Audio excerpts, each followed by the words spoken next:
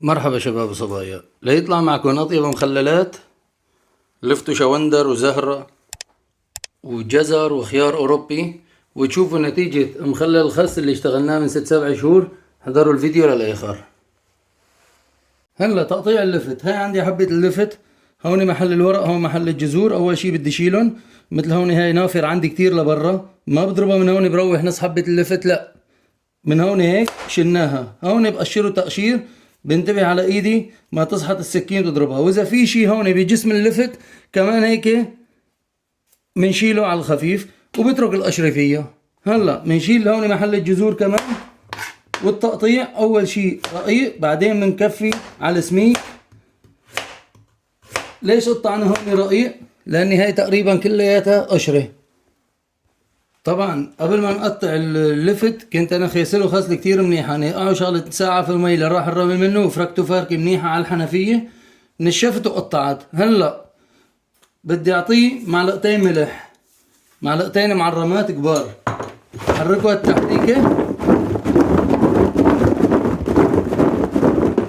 وبدي اتركه لتاني يوم او اقل شي يعني 8 ساعات، خليه ينضح كل ميته. جيت على اللفت تاني يوم، هاي المي اللي نضحها. هلا هاي المي على الكب بغسله دورين 3، بنقعه بمي حلوة يعني مية عادية لمدة ساعة. عندي 3 لتورة ونص مي، بحط لهم 300 جرام ملح، يطلعوا 15 معلقة ملح طعام، بحركهم لحتى يدوب. بس داب عندي الملح بحط البيضة. البيضة بدي اياها نص فواشة وتحت كمان. البيضة نزلت عندي على الارض تمام، ما نبي نص المي. هلا بدي زود معلقة ملح، تطلع 20 جرام اقل شوي. بعد ما دوبت معلقة الملح بنزل البيضة عندي، بدي اياها تكون بالنص ولتحت اكتر ما تكون لفوق كمان. هاي البيضة عندي بالنص، امور تمام. منطالعها هلا وبدنا نكفي باقي المراحل. سكر 3 معالق 50 جرام، خل ابيض احمر اي خل ما في مشكلة 600، ملح ليمون 40 جرام لل 50 جرام ماكسيموم، معلقتين ونص إلى 40، 3 معالق 50 جرام. بنحركهم لحتى يدوبوا كلياتهم عندي. طبعا والشغل بالمعلقة تبع الأكل. برجع بنزل معلقة سكر. هلا بعبي لفت فيارة القطرميز وبحط بيناته شوندر. الشوندر مثل ما شايفين هيك مقطعن على هالسماكة ومقشرات. اللي بيحب شوندر خفيف لا يكتر، واللي بيحب مثلي شوندر كتير يكتر. وهلا بنبلش نعبي من المحلول او مية المخلل اللي عملناها، المحلول الملحي يعني قبل السكر وملح الليمون والى اخره. بنضل نعبي للشفة. طيب عبينا وزاد عنا محلول ملح، ايش بنسوي؟ هلا بننزل على السوق بنشتري خضرة وبنجي مشان نكفي كبيس مخلل. هاي رجعتي من السوق، جبت ملفوف وزهرة وجزر. الجزر قطعناه صابيع، والزهرة قطعناها هيك، يعني الزهرة طالعناها، وإذا حبة زهرتها كبيرة ما قطعنا هيك على الأحجام. هلا بنزود لهم لكلياتهم مي. طبعا هون مع الزهرة أنا حيطت شوية شوندر، وبنعبي عليهم كمان لنختمهم للتم. هلا هذا الخيار الأوروبي بدي أقطعه، عبيه كمان وعبيه مي. هلا الملفوف ليش معبيه بكيس؟ بدي احط له هلا مية المخلل كويس مشان يدبل عندي. بعد 2-3 بس دبل بيدخل معي بالقطرميز. بدي احط له هذا راس ملفوف هيك وسط تقريبا هيك قده، بدي احط له 4-5 سنين توم مكسرات، معلقة كزبرة ومعلقة فليفلة ناعمة، وبدي اختمه. بالنسبة للمخللات هدول هيك بكيسه بنربطه تمام. كل قطرميز بدي هزه الهزة هيك، حركه التحريكة تمام. و كيس نايلو ما يكون مطبوع، اذا في طبعة بدنا نشيلها يعني ما نقص الكيس. حبيته هيك على الاخير تمام. هلا ايه ابو الطبعة بنحطه هذا من فوق الطبعة تكون، وبدنا نسكر. سكرناه التسكيرة هيك بيكون خلص عندي. بختم الكل وبرجع عليهم بعد 10 ايام. مخلل الخيار بدي احط له مثل ما قلت لكم للملفوف الثوم المكسر، شي بقشر شي بلا قشر، فليفله، بابريكا، حدة، بيصير كمان، وهاي كزبرة، والتختيم نفس ما ختمنا هدول. وهي تركنا المخلل 10 ايام. هلا بنفتحهم نشوف كيف طلعوا معنا. هذا مخلل اللفت الشوندر، لونه حلو. هاي الشوندر، وهاي حبة اللفت كمان، ليك على اللون ما احلى. قرشته قاسي،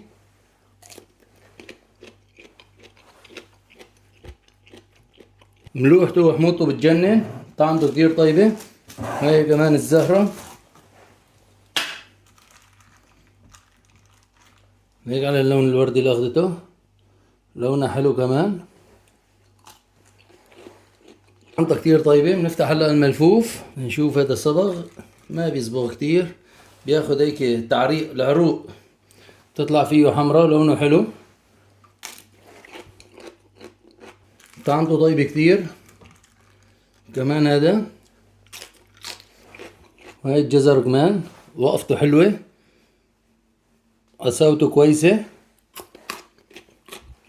والأهم من هدول بدنا نشوف المخلل الأوروبي كيف طلع معنا. هلا لونه ما كتير اللون، بنشوف بكرة على موسم الخيار بنساوي المخلل الأوروبي وبعطيكم الحل كرمال اللون تبعه يعني.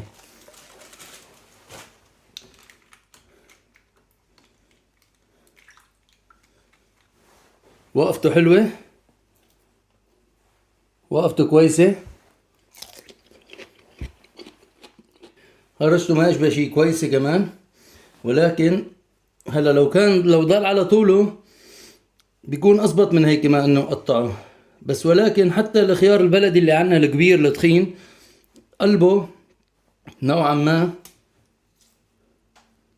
بيضل رخو، القلب رخو، بس بقى القشرة من برا كويسة، كويسة كتير كويسة. ليك ما بيكسر، رائعة جدا.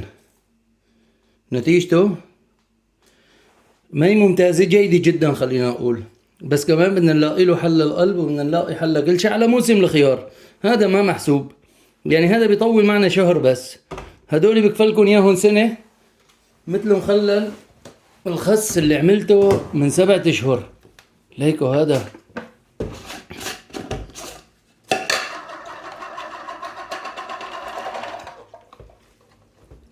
تفرجوا، اسمعوا لي على صوته من هون هيك. لهلا لسه محافظ على حاله، واكيد طعمته ريحة تكون بتجنن. هذا عمره 6-7 اشهر، نزلته على القناة من 6 اشهر. وهذا الصغير مخلل مخاس، كل ما بشوف خس بجيبه بكبس على السريع هيك.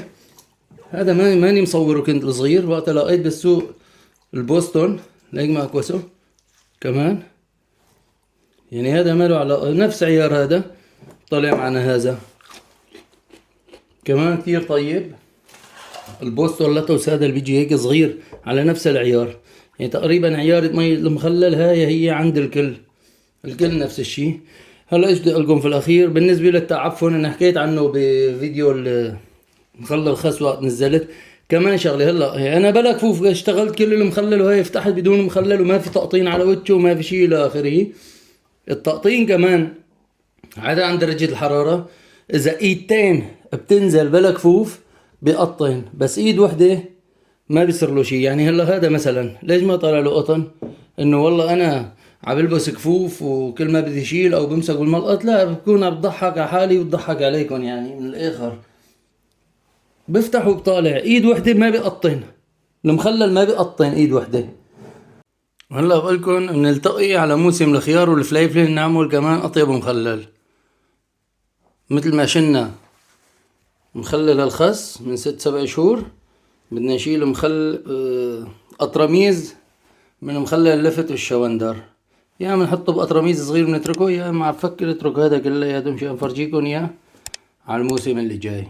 كلمة أخيرة، الله يحط لكم البركة بمونتكم.